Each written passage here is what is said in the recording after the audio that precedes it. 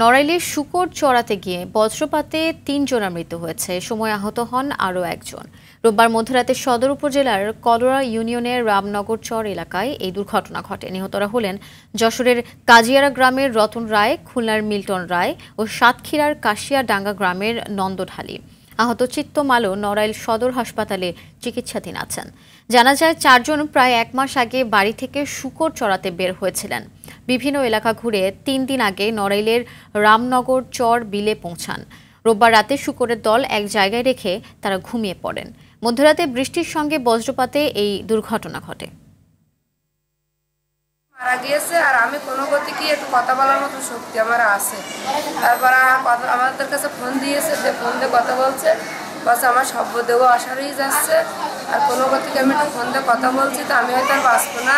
আমার মা বাবা থাকলেও তুই দেখিস, আমার ছেলেদের দেখিস বলে আর কোনো ফোনে যোগাযোগ করতে পারিনি। সেই সংকটে আমরা ছুটে চলে আসছি সেই রাতে।